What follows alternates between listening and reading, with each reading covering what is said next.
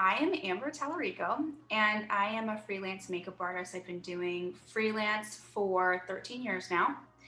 And I work primarily in advertising, commercials, things like that, film and fashion and production.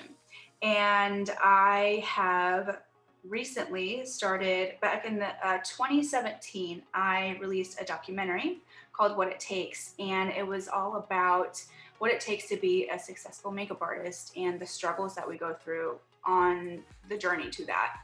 And so ever since then, I have created a whole entire online platform for makeup artists where I offer makeup challenges, I do online courses, programs, and even an online monthly membership site for makeup artists. And basically, I just teach how to manifest consistent work in the freelance world by utilizing social media marketing and mindset techniques. One of the first things that I learned about you, which was really compelling, was like your passion to give back.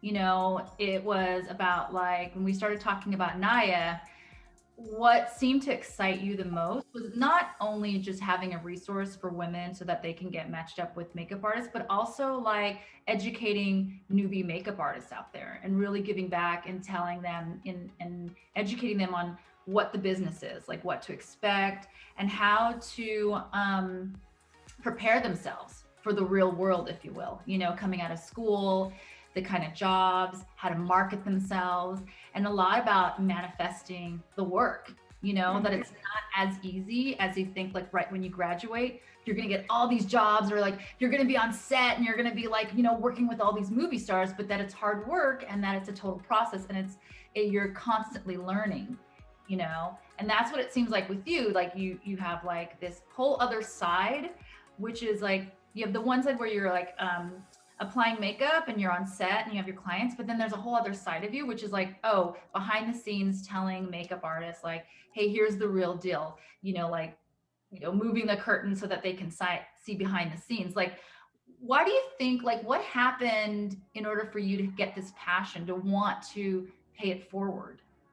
Thank you. I've always been kind of obsessed with learning, like really obsessed. It's so funny that you asked this question because in my industry, a lot of makeup artists, there's makeup artists that are incredibly passionate and obsessed with doing makeups. And so they're always practicing on themselves, on other people. The special effects world, same thing. They're always sculpting something. They're always taking classes. And I started realizing, I'm like, why, like, am I not am I not really like that good at what I do? Cause like, I don't do that. Although like, I get really great, consistent work, but then I was like, no, what I'm obsessed with is I'm obsessed with learning and regurgitating that to other people to help them kind of up level themselves. So I love sharing what I learn in it's hours of time, but then I'm, kind of put it in bite size for people that's more digestible. And I'm obsessed with seeing other people succeed. So I kind of went with that because that really lights me up. I still love being on set. I love being a part of a team and putting something really cool together. But that aspect of, giving back is something that truly, truly lights me up. So that was kind of where that all stemmed from when I was creating the film and, kind of opening that curtain for people to see that it is hard. It is a huge struggle, and there's a lot of misconceptions out there of like being a makeup artist, that it's super glamorous and things like that. But I wanted to show to people like, you're not a failure if you're struggling. So don't give up so easily, Supportive industry. I mean, is it super competitive, or, when you first stepped out there, like, did you have support? What was it like? When I first started, not really. I would say one of my strong points is networking. I'm pretty resistant, or I don't know if resistant is the word, but I have no qualms being like, hey, I'm Amber, like, could you help me with this? Like I literally my entire documentary, there was 40 artists we interviewed. I got some of the biggest makeup artists because I wasn't scared to reach out to people and network. So that I have never had that like limit for myself. So I feel like in my experience, I have had a lot of support, but there's not support that's like, here's a platform of artists that are willing to help. Like I had to find those people myself. So yes, it's competitive. Yes, it's supportive, but only to a certain extent. And I feel like now, since so many people are virtual, it's becoming more of a common thing. But before, especially when I started, it was not, definitely not. Yeah, so what's changed? Like why do you think that now it's become a little bit more supportive? Because you can go onto Instagram, right? And you can see like, makeup artists are not only showcasing their work, but they're showcasing other people's work too. Mm. Acknowledging other people's work. And it seems like from an outsider's position that it seems kind of supportive, but I think that, I think it can be competitive also, because there are like a lot of talented artists that are competing for these positions, right? And especially with the lockdown, with there not being that much work, I'm just wondering, what do you think suddenly shifted for people to become supportive? I think the lockdown forced all of us because, I mean, I'm like a true like textbook workaholic. Like if I'm not on set, I'm working on something, and it's usually my online business or something else. And so when the production on March 13th, I'll never ever forget that day. I was in like utter shock because my whole world revolved around production work at that time. And so when that was completely taken from me, I luckily had my online business to fall back on, but not all people did, not all artists did. And so what it did is it forced us to, and so many other industries, not just ours, connect with one another on a completely different level. Mhm. So a ton of makeup artists that are really, big, famous makeup artists were doing lives, like Instagram lives. And because nobody was working, they were so much more approachable. So, to be honest, the growth that I saw on Instagram accounts, like seeing them go from like, say, 5,000 followers to like 30,000 followers just from the lockdown, like just shows everybody was online, everybody was virtual, everybody was on their devices and connecting on such a deeper level. And I think that was a massive shift. But I do think just in general, the last 10 years, we're in this like, technology age where when I started 13 years ago, Instagram hadn't even launched yet. I think it was like a couple years after that, maybe, gosh, and if it did, I wasn't really aware of it. So I feel like Instagram changed that for our industry because it's such a visual platform. Um, and then just social media in general has changed the way that we connect more than ever before. Let's talk about education.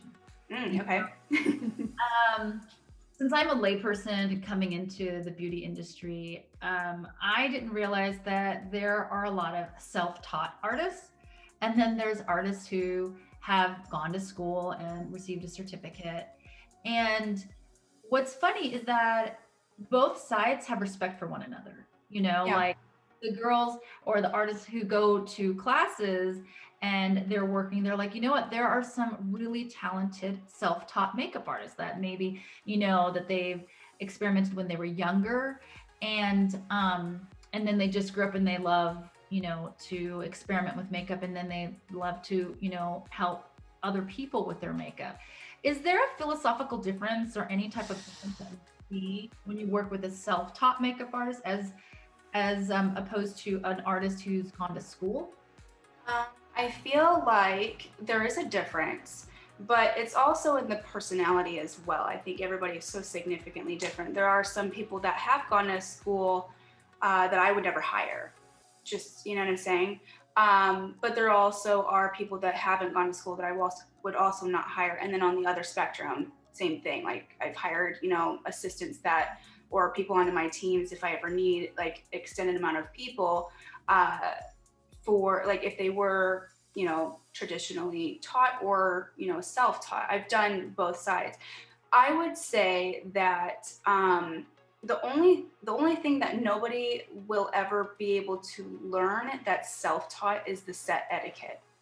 That's probably the biggest downside to being self-taught that I have come across whenever I have worked with somebody that is has never truly has actually gone to school, like a formal school. Etiquette. So set etiquette is so I'm speaking in the world of production. Okay. So when you are on for example, when you're on a TV show, there's certain people that you report to. It's like the chain of command, so to speak, and it's completely different in the film world. So the way that you would speak to, like, say, for instance, you're trying to get creative direction. Typically with TV shows, it's not going to be the same person as the film world. The film world, you always go to, for instance, like the director or the writers. In TV, it would be like the showrunners or the writers or the producers. It's not necessarily the directors, because directors tend to, with series, there's different directors for each one. So as a whole, they're not necessarily the ones that are, you know what I'm saying? Like, you could still get that direction from the director, but it's just a different chain of command. Same thing with commercials. You don't talk to the director about the creative direction. You're essentially getting that creative direction from the client itself. So if you're doing a Pantene commercial, you're not asking the director, how do you want their makeup? It's the client, the Pantene client. They're saying to us, this is how we want our commercial to look.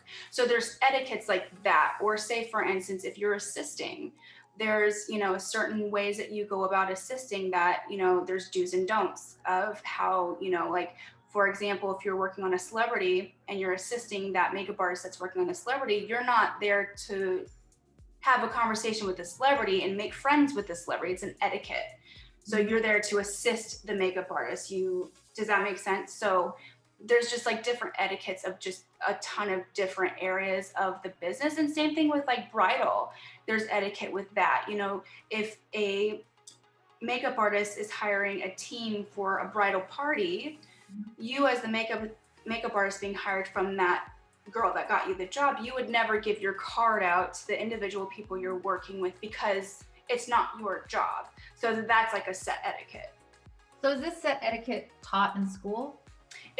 So I went to makeup designery. I can only speak for makeup designery. I know that in their curriculum, because I taught for them for years, I traveled for them and taught, but I know their curriculum like the back of my hand, and they teach set etiquette. I believe cinema makeup school, they're more special effects. They do have set etiquette stuff, but any other, institutes, I can't really speak for.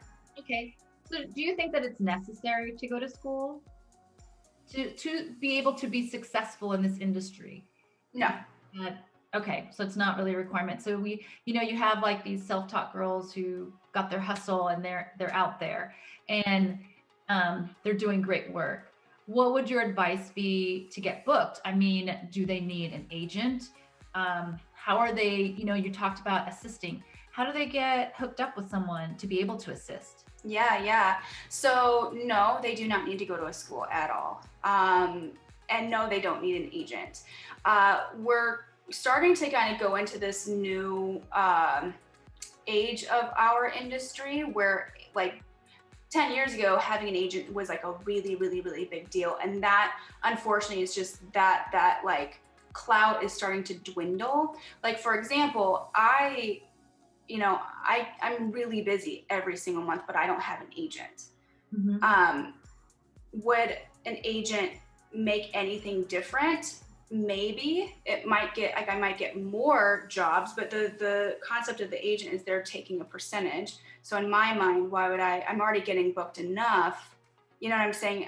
Agents typically come into play when you really want to go the celebrity route, in my experience. But as far as like getting consistent work, it's more so about how you're networking. That's really, I know, I mean, inside my online platform, I know so many artists. There's a girl that I have in mind right now. She's only been doing makeup for 3 years, and she is like so busy. She's already done like 17 feature films, and that's huge. And while she's not like racking in the dough, she has a lot of experience in her first 3 years, and she consistently shows up in Facebook groups and networks and is constantly learning more about our industry. So I don't think she's technically self-taught.